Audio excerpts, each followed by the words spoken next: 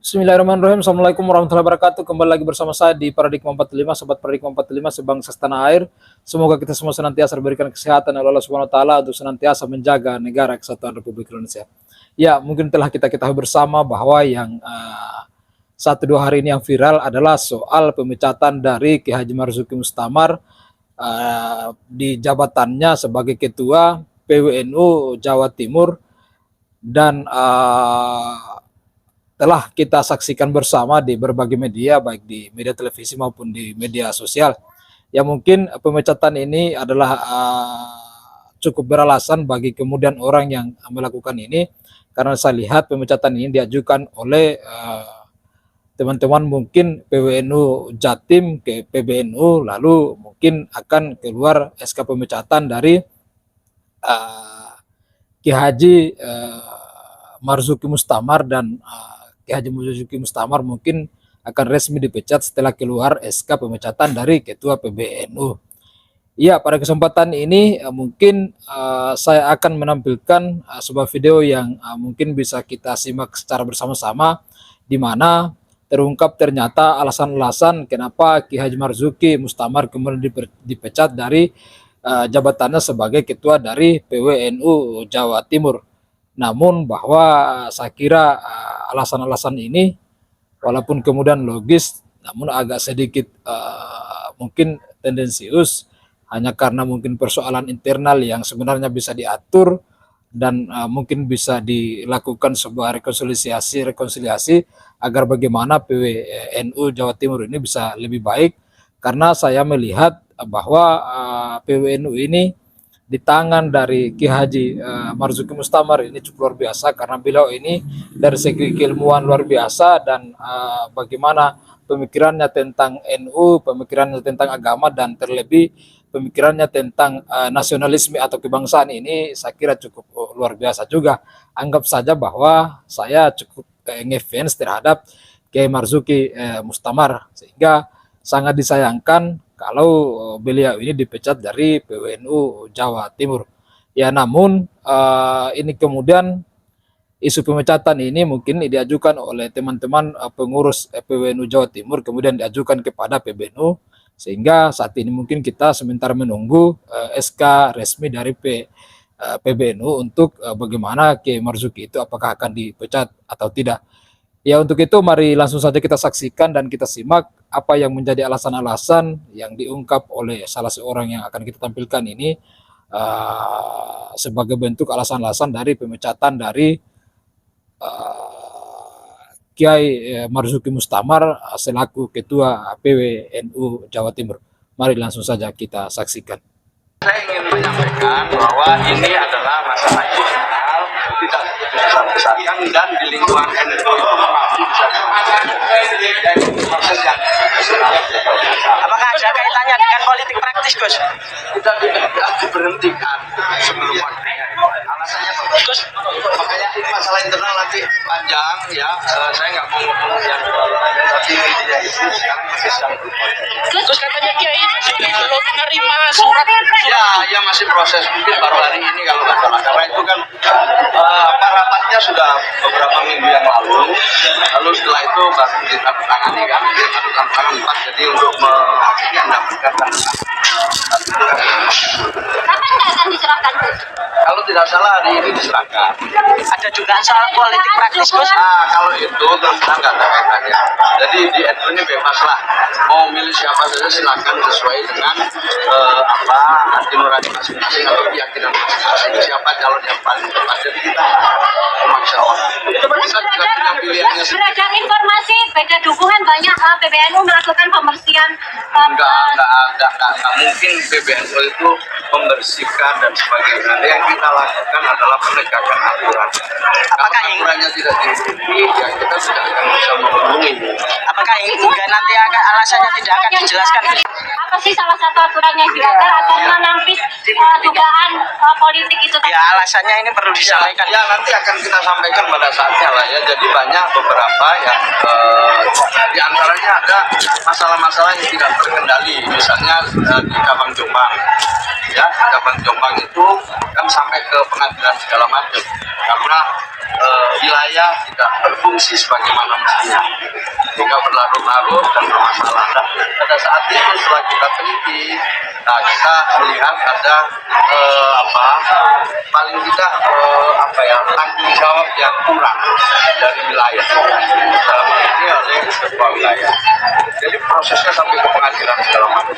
Jadi ada masalah-masalah internal. Sekali lagi ya, ini masalah internal tidak dibesarkan dan mungkin di tempat manapun yang maju itu bisa semua. Dan penggantinya nanti insya Allah juga bisa. Penggantinya prosedurnya gimana, Gus? Prosedurnya ya itu pertama yang harus diganti itu adalah pelindung kuliah dan kuliah. Itu yang harus diganti. Kalau tidak dilaksanakan maka akan diambil alih oleh Ada batas waktu nggak? 2 minggu. Ya, 2 minggu. Jika PWNP tidak melakukan itu, PBNU langsung mengambil alih setelah 2 minggu. Ya. Terus tadi saya sempat bilang prihatin Gus, Iya nggak apa-apa. PKP juga mencopot juga. Jadi sama-sama prihatin aja nggak apa-apa. Kita saling memperkuat. Jadi ini sebenarnya penegakan aturan ya biasa-biasa saja. Jadi ini masalah intern. Jadi orang lain jangan ikut mengomentari kalau memang tidak ada. Mengomentari kalau memang tidak ada. Artinya PBNU memastikan ini bukan karena faktor politik. Saya pastikan ini bukan karena faktor politik, ini karena semata-mata soal ya manajemen, soal beberapa lagi yang lain. Cuman saya ingin menyampaikan bahwa ini adalah masalah internal, tidak besar-besarkan dan di lingkungan NU itu mengaku ya ini proses yang Apakah ada kaitannya dengan politik praktis, Gus? sudah diberhentikan sebelum waktunya. Alasannya bagus. Gus, Makanya ini masalah internal nanti panjang ya. Saya nggak mau ngomong yang tapi sekarang masih sedang berproses. Gus katanya Kiai Basuki belum menerima surat. Ya masih proses mungkin baru hari ini kalau nggak salah. Karena itu kan rapatnya sudah beberapa minggu yang lalu. Lalu setelah itu baru ditandatangani kan, ditandatangani jadi untuk mendapatkan tanda tangan. Kapan nggak akan diserahkan, Gus? Kalau tidak salah hari ini diserahkan. Ada dugaan soal politik praktis, Gus? Kalau itu terus terang nggak ada kaitannya. Jadi di NU ini bebas lah. Mau milih siapa saja silakan sesuai dengan hati nurani masing-masing atau keyakinan masing-masing. Siapa calon yang paling tepat. Jadi kita memaksa orang. Kita juga punya pilihannya sendiri. Beredar informasi beda dukungan banyak PBNU melakukan pembersihan. Enggak mungkin PBNU itu membersihkan dan sebagainya. Yang kita lakukan adalah penegakan aturan. Kalau aturannya tidak diikuti, ya kita tidak akan bisa memenuhi. Apakah hingga nanti alasannya tidak akan dijelaskan, Gus? Itu, Gus. Apa sih salah satu aturan yang dilanggar akan menampis dugaan politik itu? Ya alasannya ini perlu disampaikan. Ya nanti akan kita sampaikan pada saatnya lah ya. Jadi banyak beberapa ya di antaranya ada masalah-masalah yang tidak terkendali. Misalnya di cabang Jombang, ya cabang Jombang itu kan sampai ke pengadilan segala macam karena wilayah tidak berfungsi sebagaimana mestinya sehingga berlarut-larut dan bermasalah. Nah, pada saat itu setelah kita teliti, kita melihat ada paling tidak tanggung jawab yang kurang dari wilayah dalam hal ini oleh ketua wilayah. Jadi prosesnya sampai ke pengadilan segala macam. Jadi ada masalah-masalah internal. Sekali lagi ya, ini masalah internal tidak dibesarkan dan mungkin di tempat manapun yang maju itu bisa dan penggantinya nanti insya Allah juga bisa Penggantinya prosedurnya gimana, Gus? prosedurnya ya itu pertama yang harus mengganti itu adalah pelindung kuliah dan kuliah. Itu yang harus. Kalau tidak dilaksanakan maka akan diambil alih oleh Ada batas waktu nggak? 2 minggu. Ya, 2 minggu. Jika PWNP tidak melakukan itu, PBNU langsung mengambil alih setelah 2 minggu. Minggu. Ya. Terus tadi saya sempat bilang prihatin terus atas kesempatan Ya nggak apa-apa. Di PKP juga copot-copot juga. Jadi sama-sama prihatin aja nggak apa-apa. Kita saling berbuat aja. Jadi ini sebenarnya penegakan aturan pelindung kuliah dan kuliah. Itu yang kalau tidak dilaksanakan maka akan diambil alih oleh Ada batas waktu nggak? 2 minggu. Ya, 2 minggu. Jika PWNU tidak melakukan itu, PBNU langsung mengambil alih setelah 2 minggu. Ya. terus tadi saya sempat bilang prihatin terus atas kesempatan Ya nggak apa-apa. Di PKP juga copot-copot juga.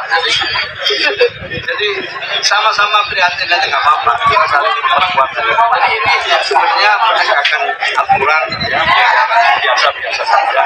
Jadi ini masalah intern. Jadi orang lain jangan ikut mengomentari kalau memang tidak ada.